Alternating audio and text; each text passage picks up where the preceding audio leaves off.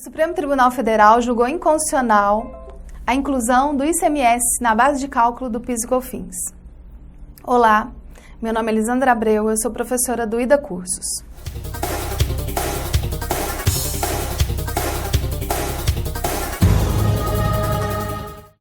A tese desse recurso extraordinário com repercussão geral foi de que o ICMS não compõe a base de cálculo para a incidência do PIS e da COFINS. Eu trouxe esse assunto que é relevante para o direito tributário e não tem o objetivo de esgotá-lo, tem o objetivo de abordar questões para haver mais discussões sobre o assunto. Vou tratar aqui do tema, que foi o tema 69 do Supremo Tribunal Federal. A discussão foi à luz do artigo 195, inciso 1º, a linha B, da Constituição da República. E o leading case, que é o recurso extraordinário 574706. Apresentarei o julgamento, as contribuições, alguns conceitos, do PIS, da COFINS e a conceituação também sobre o ICMS, os precedentes desse julgamento, como é que os tribunais se posicionavam antes desse julgamento da inconstitucionalidade da inclusão do ICMS na base de cálculo do PIS e da COFINS. A modulação dos efeitos, a União já opôs embargos de declaração, solicitando essa modulação. A controvérsia, que é um dos aspectos mais interessantes para nós discutirmos, qual o ICMS eu devo excluir? ICMS a recolher, o ICMS pago ou recolhido, ou ICMS destacado na nota fiscal.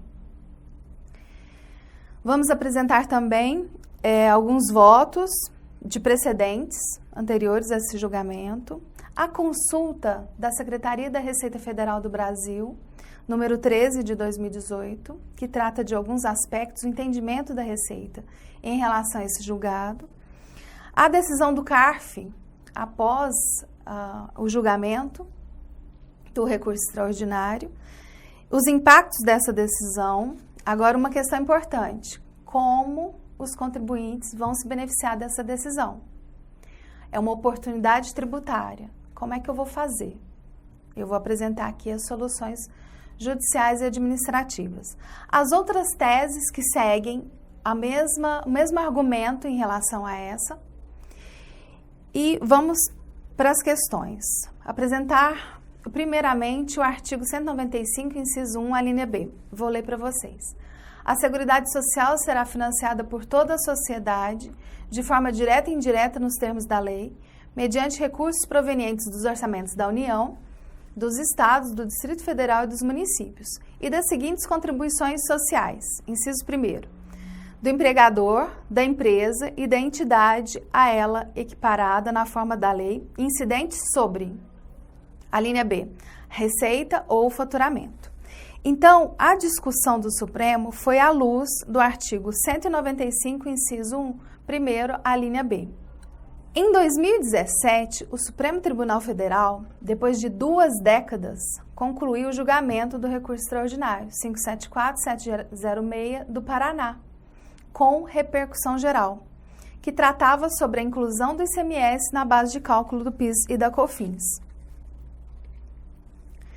O recorrente desse processo foi a empresa Incopa, Importação, Exportação e Industrialização de Óleo Limitada. Ela recorreu de um acórdão do Tribunal Regional Federal da 4ª Região. A 4ª Região nós temos os estados do Rio Grande do Sul, Santa Catarina e Paraná. O que ela alegou? Eu vou ler para vocês. Sendo o faturamento somatório da receita obtida com a venda de mercadorias ou a prestação de serviços, não se pode admitir a abrangência de outras parcelas que escapam à sua estrutura. Então, olha só. Primeiramente aqui foi reconhecida a repercussão geral. O que significa isso? É um filtro recursal que foi estabelecido pela Emenda Constitucional 45 de 2004. E esse reconhecimento tem que haver para ser analisado pelo Supremo Tribunal Federal. As características para essa questão de repercussão geral: uniformização dos procedimentos feitos sobrestados até que seja analisado o recurso extraordinário. que garante? Garante a racionalidade dos trabalhos e a segurança dos jurisdicionados. O julgamento demonstrou que o valor do ICMS destacado na nota fiscal não deve integrar a base de cálculo das contribuições, já que não compõe o faturamento da empresa. Vamos a alguns conceitos para nós chegarmos no argumento principal desse recurso extraordinário do Supremo Tribunal Federal. PIS e COFINS. O PIS é o Programa de Integração Social, ele está estabelecido na Lei Complementar 7 de 1970, tem natureza tributária e o objetivo é financiar seguro-desemprego, abono e a participação na receita dos órgãos e entidades para os trabalhadores públicos, no caso o PASEP, e privados, no caso o PIS. A COFINS, Contribuição para a Seguridade Social, estabelecida na Lei Complementar 70 de 1991, também é uma contribuição para o financiamento da Seguridade Social, é uma contribuição também de natureza tributária, aplicada sobre o valor bruto apresentado por uma empresa e financia a Seguridade Social, Previdência Social, Assistência Social e Saúde Pública. O ICMS, o que significa o Imposto sobre Operações Relativas à Circulação de Mercadorias e sobre Prestação de Serviço. Ele é da competência estadual. Então, na circulação de mercadorias ou prestação de serviço, nós teremos a incidência do ICMS. As contribuições sempre geraram grandes discussões. Nós temos casos, por exemplo, do PIS, onde ele foi majorado por meio de decretos e foi julgado inconstitucional. Outra contribuição que no passado também gerou discussões e inconstitucionalidade, o FIS Social. 1982, a cobrança sobre o faturamento bruto das empresas foi julgada inconstitucional o aumento das alíquotas. Então, a tributação foi incorporada depois pelo PIS e a COFINS. O plenário do Supremo, no caso do recurso extraordinário, esse aqui é um julgado anterior ao de 2017, ao 574-706. Esse julgado aqui não teve repercussão geral. O julgamento decidiu pela não inclusão do ICMS na base de cálculo do PIS e COFINS. Então, foi um precedente para essa decisão que foi julgada em repercussão geral. Já o STJ, o Superior Tribunal de Justiça, em 2016, através de um recurso repetitivo, julgou esse recurso especial contrário à decisão do Supremo Tribunal Federal. Vejam só que o Supremo decidiu pela não inclusão do ICMS na base de cálculo e, posteriormente, o STJ decidiu contrário ao Supremo. A decisão anterior do Supremo era sem repercussão geral. A decisão no recurso extraordinário 574-706 do Paraná, com repercussão geral reconhecida, em que o Supremo declarou a inconstitucionalidade da inclusão do ICMS na base de cálculo do PIS e COFINS, tem os seguintes argumentos. O ICMS ele não compõe o faturamento da empresa. As empresas contribuintes elas exercem a obrigação legal de recolhimento dos tributos. Os tributos são receitas do fisco e não da empresa. O ICMS não é receita das empresas e isso é estabelecido e serve para as empresas que estão no regime de tributação lucro presumido ou lucro real. A maioria dos ministros nesse julgamento entendeu que o valor arrecadado a título de ICMS não se incorpora ao patrimônio do contribuinte. Dessa forma, não pode integrar a base de cálculo dessas contribuições, que são destinadas ao financiamento da Seguridade Social. Então, vejamos, esse recolhimento do ICMS dentro da base de cálculo do PIS e COFINS, ele não é considerado faturamento ou receita da empresa. Ela vai passar pela contabilidade da empresa e vai ser repassado para o fisco. Dessa forma, não pode integrar a base de cálculo dessas contribuições. O acórdão, ele foi publicado em 2 de outubro de 2017. A data do reconhecimento da existência de repercussão geral que nós falamos, que serve para uniformizar e é um filtro recursal, foi estabelecida em 3/4 de 2008 e a data do julgamento de mérito aconteceu no dia 15 de março de 2017. A União, ela opôs, após esse julgamento, os embargos de declaração visando o quê? A modulação dos efeitos da decisão de declaração de inconstitucionalidade. Em qual sentido? Porque a decisão vai trazer um impacto bilionário aos cofres da União, favorecendo os contribuintes. Então, olhem só. Esses efeitos, o que a União quer? Os efeitos, normalmente, quais são numa declaração de inconstitucionalidade? São ex tunc, ou seja, desde o início eles são inconstitucionais, eles ferem a Constituição. A decisão, ela haverá um impacto financeiro muito grande no orçamento do fisco, né? Um impacto negativo, e ele está alegando também nos embargos de declaração, para que haja uma modelação dos seus efeitos, a dificuldades operacionais para que seja aplicada retroativamente esse entendimento. Então, a União requer, né, a decisão da exclusão do ICMS da base de cálculo do PIS e COFINS, que produz os seus efeitos após o julgamento dos embargos de declaração. Caso o Supremo não entenda nesse sentido, acolher o pedido de modulação, a Receita ainda pede que ela seja autorizada a instituir regras para a regulamentação da forma de restituição e de compensação desses valores.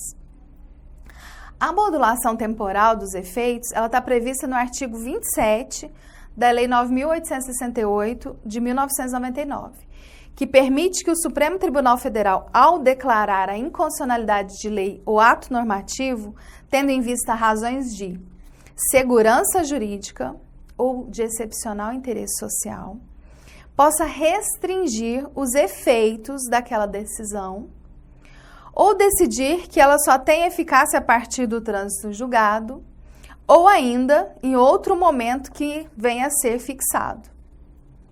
Portanto, a modulação dos efeitos da declaração desse recurso extraordinário deve ser analisada sob o prisma dos direitos e garantias fundamentais asseguradas na Constituição aos contribuintes. Essa modulação dos efeitos da decisão, ela deve ser reservada somente para aquelas situações em que a tradicional atribuição dos efeitos retroativos às decisões declaradas, né, inconstitucionalmente, possam provocar o quê? Uma situação de inconstitucionalidade ainda maior do que convalidar os efeitos daquela lei ou ato normativo inconstitucional. Então, tem que haver uma análise dessa segurança dos direitos e garantias fundamentais asseguradas ao contribuinte, para que haja a modulação dos efeitos. Neste caso, a União, nos embargos de declaração opostos, ela não apresentou argumentos de cunho constitucional. Ela apresentou argumentos exclusivamente que visam proteger a saúde financeira estatal. E essa modulação, como nós vimos, é uma situação excepcional. Por isso, que é indispensável que seja demonstrado de forma robusta que haverá danos irreversíveis à ordem social. Nesse caso, então, fica evidente que, caso sejam modulados os efeitos dessa decisão de inconstitucionalidade, da inclusão do ICMS na base de cálculo do PIS e COFINS, no recurso extraordinário 574-706 do Paraná, o ente federado, né, o fisco, estará se beneficiando da sua própria torpeza, pois ele foi o responsável por toda a situação de inconstitucionalidade e isso fere o princípio da boa-fé objetiva, que é a questão ética de conduta que deve haver. Um dos pilares do Estado Democrático de Direito, a segurança jurídica. Então, se houver modulação desses efeitos, significa utilizar os efeitos em desfavor dos direitos e garantias constitucionais dos contribuintes, provocando o quê? Perda da confiança do cidadão no sistema judiciário. Dessa forma, o dispositivo legal que nasceu com o objetivo de promover segurança, na verdade, vai gerar uma insegurança jurídica. Agora, uma questão muito controversa, que é a questão de qual ICMS eu devo excluir da base de cálculo do PIS e da COFINS. Olhem só, será o ICMS a recolher, será o ICMS pago ou recolhido, ou ICMS destacado no documento fiscal? Qual destes, ICMS eu vou excluir da base de cálculo do PIS e da COFINS? Vamos lá. A consulta interna COSIT número 13 de 2018 da Secretaria da Receita Federal do Brasil, publicada em 23 de outubro de 2018, pretendeu esclarecer algumas questões em relação a essa controvérsia. Qual dos ICMS eu vou excluir da base de cálculo? Qual o montante desse ICMS a ser excluído? A Receita Federal do Brasil, nessa consulta, apresentou vários trechos de votos dos ministros que participaram do julgamento do leading case e concluiu que o ICMS, que deve ser excluído da base de cálculo PIS e COFINS, corresponde à parcela do ICMS a recolher para a Fazenda Pública dos estados e do Distrito Federal. Esse entendimento da consulta já era previsível, porque foi inclusive a tese estabelecida nos embargos de declaração opostos pela União, que estão pendentes de julgamento. Esse entendimento da Receita é totalmente equivocado. E daqui a pouco eu vou dizer por que esse entendimento é equivocado. Até breve, no próximo vídeo.